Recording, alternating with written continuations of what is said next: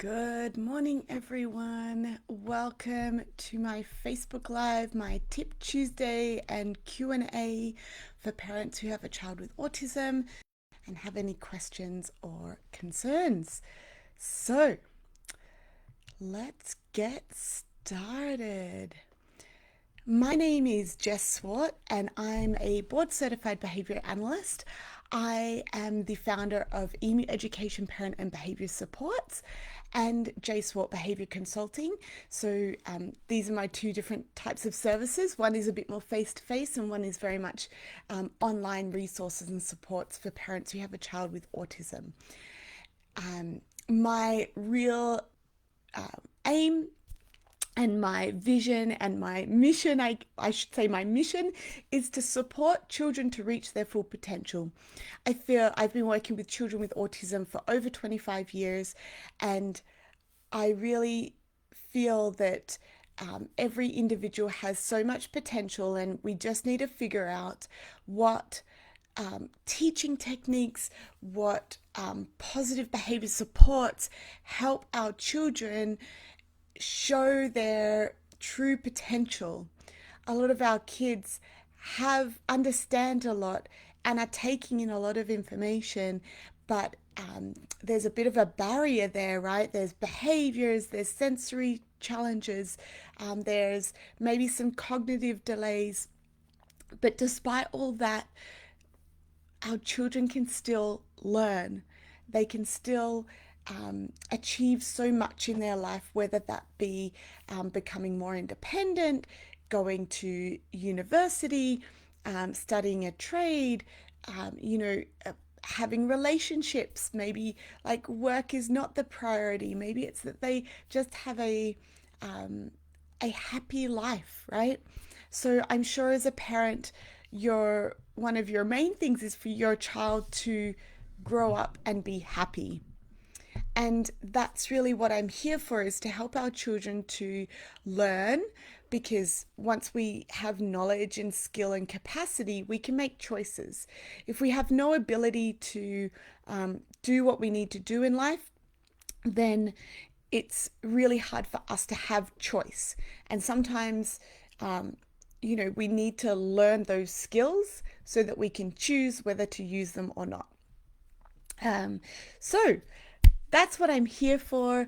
I have a number of online courses and resources that I provide to families. I have a mini course that is about understanding autism behavior and a real solid foundation that you can use as a parent to understand why your child is behaving in a certain way, and then make decisions about what to do to help reduce those less preferred behaviors and increase preferred behaviors. We don't always want to just stop everything and control our children in every single way we can think of, but we want to empower them with appropriate ways to communicate and to engage.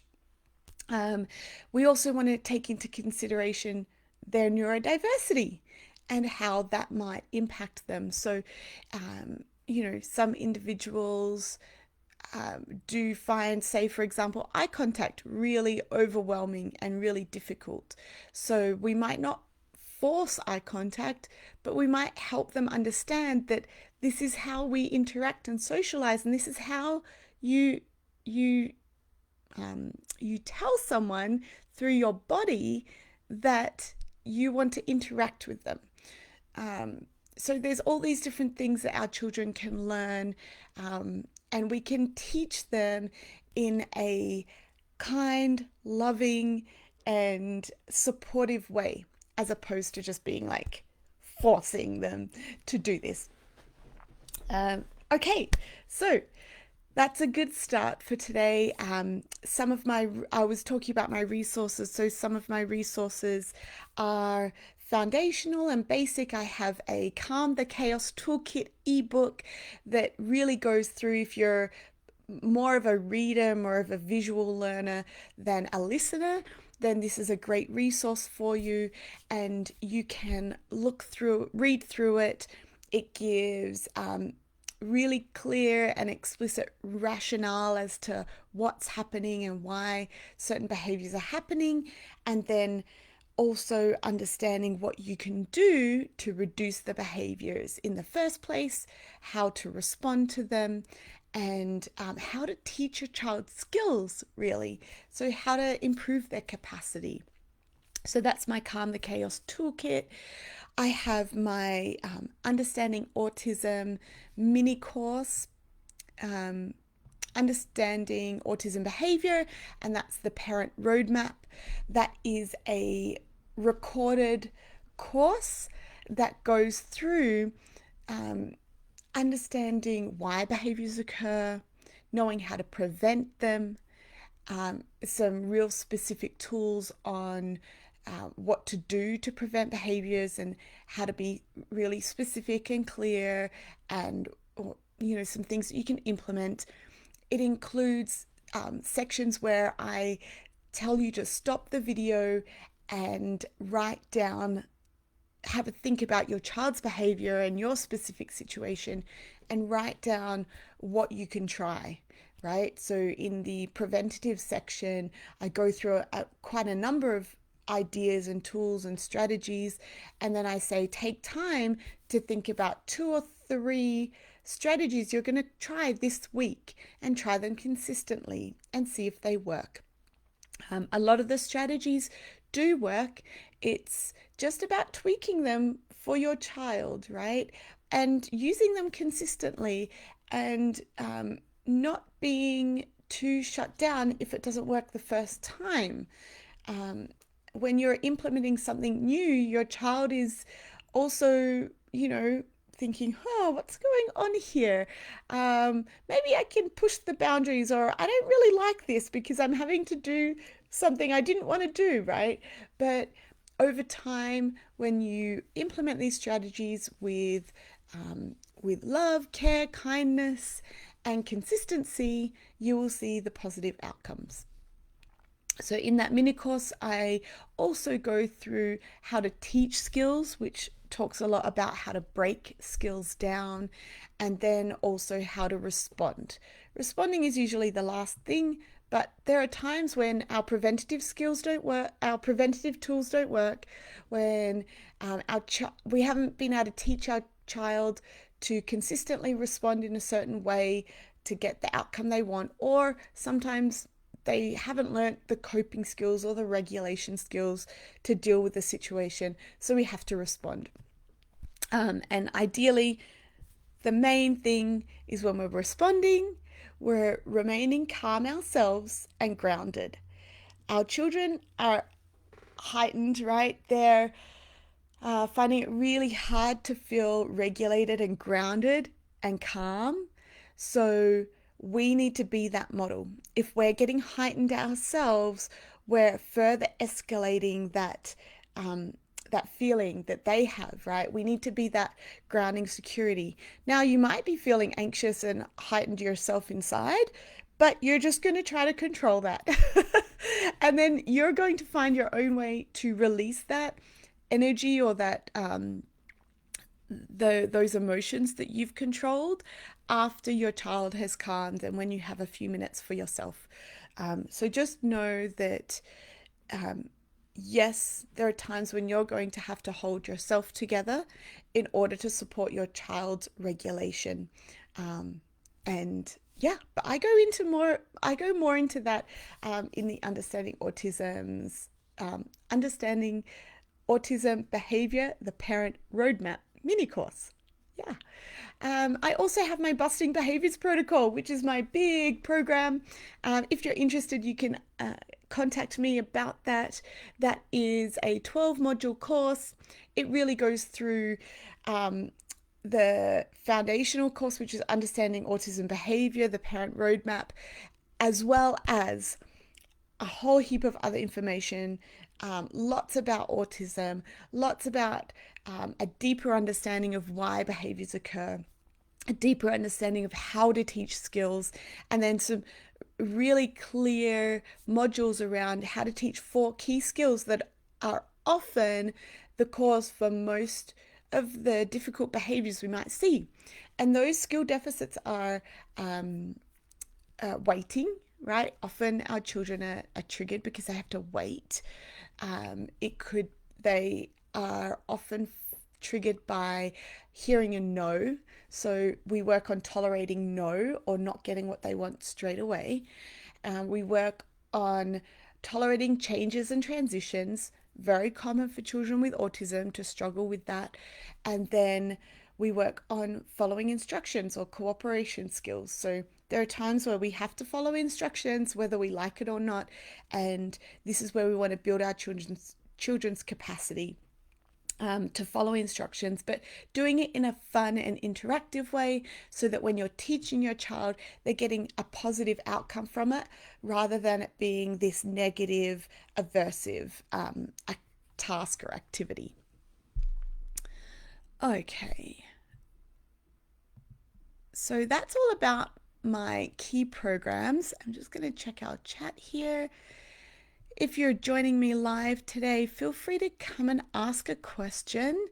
If you are watching the replay, you are welcome to message me through Facebook or contact me via email. My information is in the my profile on Facebook and Instagram, so you can contact me there and ask your questions, and I'm happy to answer them. I can either answer them in a video format or send them via email to you. All right, cool. So today I wanted to talk a little bit about motivation and how we can use motivation to teach our children. And I guess also along this line, I'm going to talk about reinforcement and kind of that concept of internal motivation and external motivation. Now, over the years, I've definitely spoken a lot to parents and educators about this concept. And there has been a time where a lot of educators and parents were like, I don't want to use external reinforcement, or I don't want to use, external motivators to get my child to do something or to help them learn something. And I totally understand that. Ideally, our children learn to be internally motivated, right? That they're doing something for themselves or they're doing it because they really want to. But I would like to challenge this a little bit because I'd like you to think about yourself. I would like you to think about the things within your day that you do that are truly motivated by your internal desire, right? Your love for it. And think about things that you do because you get some other external outcome, or you get some social response, or you get some monetary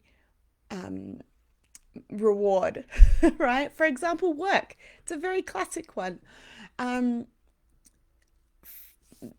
Our work can bring very much an internal reinforcement for ourselves. We can be very internally motivated to work. But I'd like you to think that if you weren't getting paid, would you continue to work? Would you continue to work as much as you do? And maybe the answer is yes, which is totally fine. That's great. That means you are engaging in some work that is really strongly linked to your values, and you would do that. Most of us would choose to work less or would choose to do something different, right? That is more linked to what we really enjoy and love. While we might enjoy still and love what we do, we might not love it that much that we would continue to do it as much as we currently do it.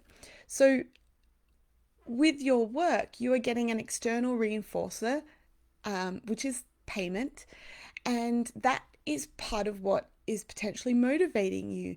Now, there's lots of other things around this, right? In order to support your family and your children and your lifestyle, you need to have the finances to do that, and your work brings that finances, right? So there's another external motivator. You're motivated to look after your family, and therefore you're going to go to work to get money to be able to provide for your family. And that's where I want you to think about the how many external motivators there are that apply to you. Another example is social motivation. So we are very socially motivated in a lot of ways. Sometimes it's a bit more external than internal, right? So sometimes we might go out and go to a networking event to meet other people. If you have your own business, you might be going to a business networking event. And the motivation behind that is to potentially get clients for your business, so that you can, grow your business, right? So this is an external motivator. You're motivated by some other outcome. It could also be that you decide to go for a coffee with a friend. Okay, think about the motivation for that. Why do you like to go for a coffee with this friend? What's the motivation? So often that motivation would be to get some social support. So that's a bit more internal, right? But you're still getting something from it. Maybe you're giving, and maybe that makes you feel good. So maybe you like to give and share and support. You like to help your friend with giving them, life guidance or opinions on what you think will help them, and vice versa. Perhaps you like to spend that time with your friend because you get some really nice suggestions from them, or they acknowledge you and they recognize you. So remember that all of these things are reinforcing. These are making ourselves feel good, which is totally fine. We are social beings, and it's okay to feel good around other people. It's okay to feel good about helping others. But just keep in mind that these are all reinforcing us in some way. Now, there are some situations we um, where we are still motivated by external reinforcers, right? So we are motivated to we do something because we're going to get a particular outcome that we want, especially when things are hard. So if you have a situation where you don't really want to do something, it's a bit harder. So maybe you're trying to change your diet, or maybe you're trying to do more exercise, and for you that's harder.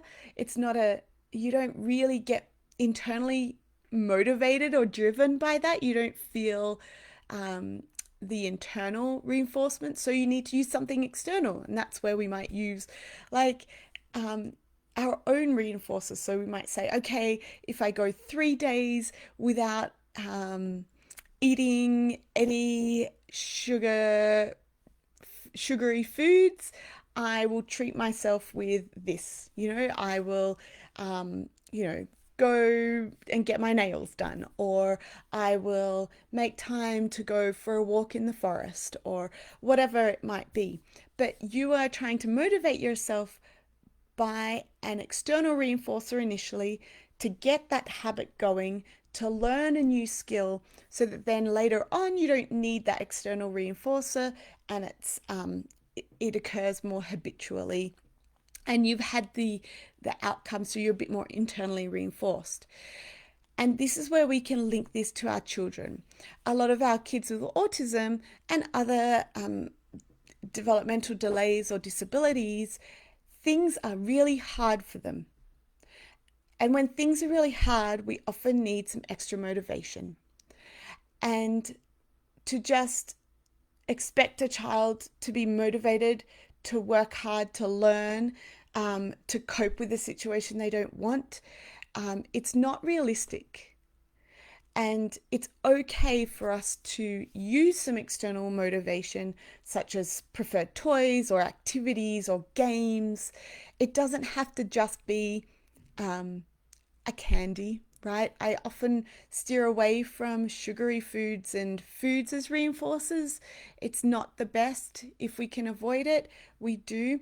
And we want to incorporate activities that are as social as possible if they're motivated by that. And maybe they're not, and that's also okay. But think about this situation realistically.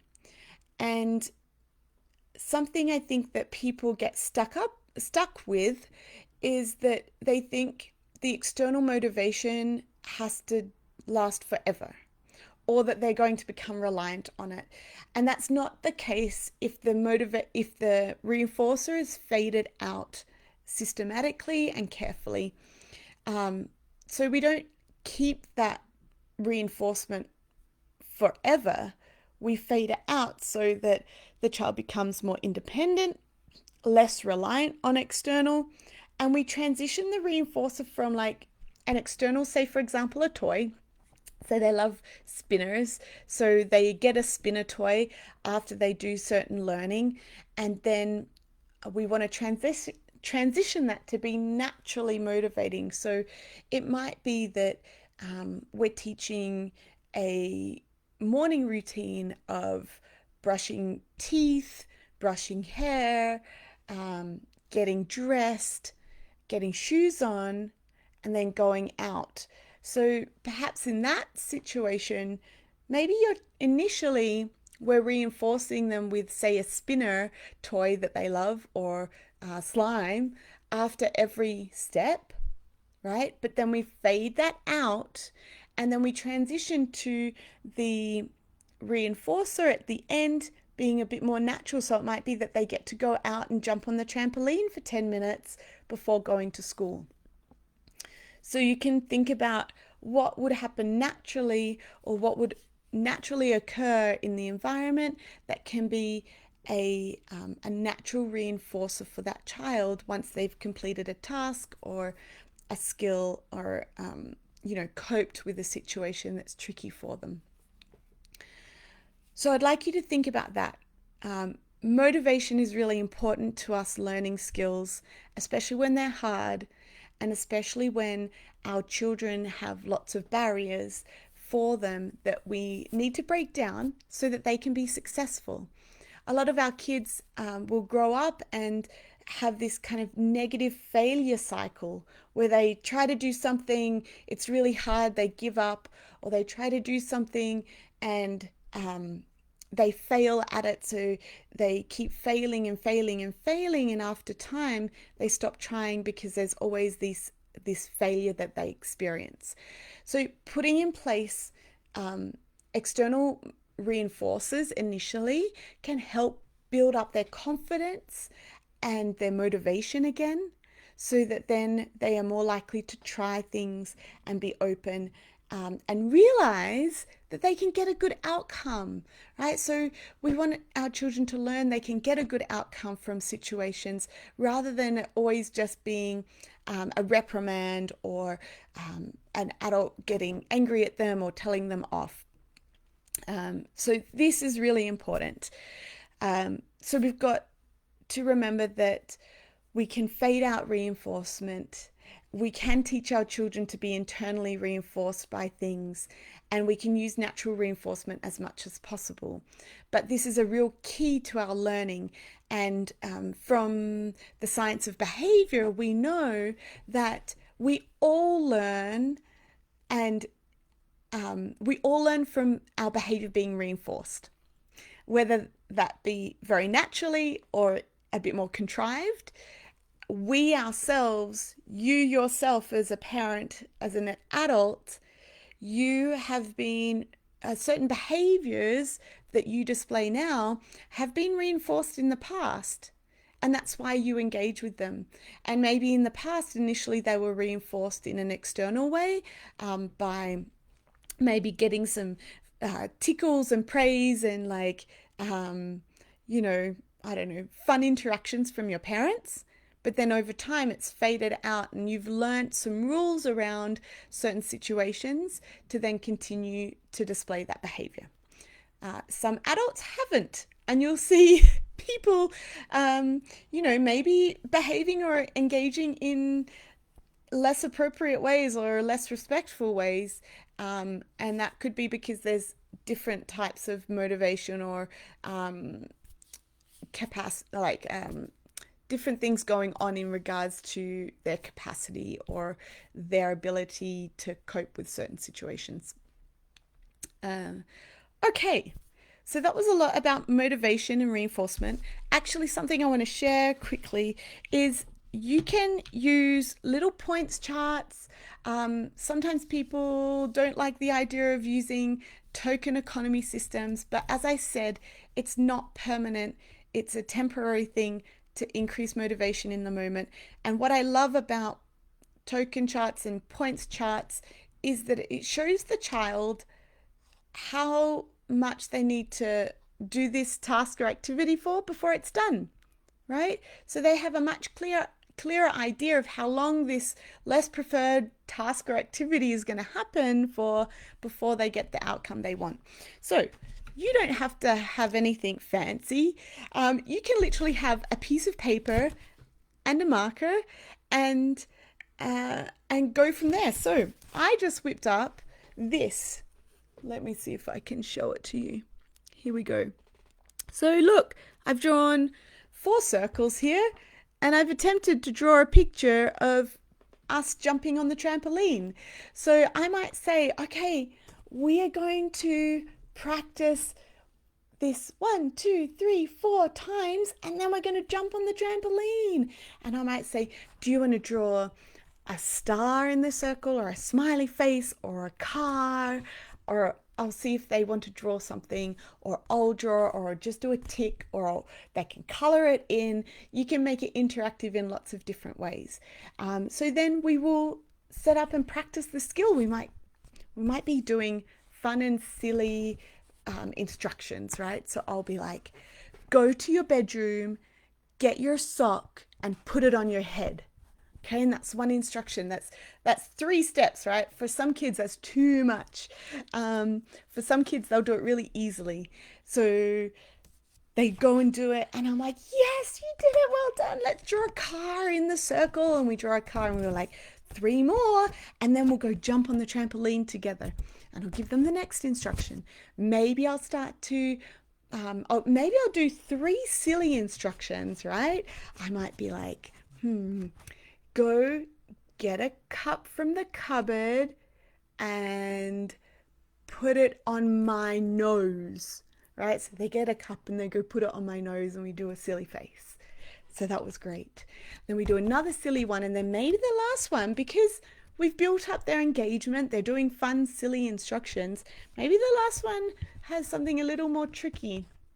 Maybe it has something that they don't really like. Maybe it's something to do with cleaning up. So I might say, put your library books in your bag, then give me a high five, right? So maybe the library books in the bag is something that they usually have to do that they don't always do at home, right? So I'm inserting something that's very naturally occurring, but in a scenario where there's lots of motivation. So this is something you can use. You do the 4 points. If they refuse, you either, 1, reduce the difficulty by helping them, right? Or 2, just prompt them a little bit, which is just helping them to follow through with the instruction. If it's too hard, and as you at the beginning of this, you're going to give them a point, even if you've prompted them, right? We want them to see that even if they needed help, they still get that point for trying. And then over time, once your child's skills increase, you're going to increase the expectations. You might say, uh-oh, Try again. I said, go to your room, get a sock and put it on your head. Off you go. And see if they can do it the second time you give it. And then they get the point when they've done it independently as opposed to needing some help. So there are a few little tips. That's something you can use. You can play that following instructions game with your children. And I think we will finish there for today. So think about that motivation piece. Think about where you stand on that. And keep in mind that it's okay to use motivation initially, and reinforcement, very structured, maybe contrived or set up reinforcement initially to teach a skill that is difficult and to help our children get a good outcome from something so that they are more motivated in the future. And we're always pairing it with some social interaction engagement to help encourage that internal reinforcement, right? To that internal motivation. Ultimately, yes, we want our children to be internally motivated, but keep in mind that we all respond to external reinforcement throughout our lives. So it's nothing unusual, it's nothing to be afraid of, and we don't have to be, scared that our kids will just be reliant on this for the rest of their life. Okay, so I want you to think about helping your child reach their full potential. Remember, they are competent, and know that they have so much incredible value to bring to this world. And I will see you next time. My name is Jess Swart. I am the founder of EME Education and J Swart Behavior Consulting. And please get in contact with me if you want more information about how I can support you to help your child reach their full potential. Bye for now.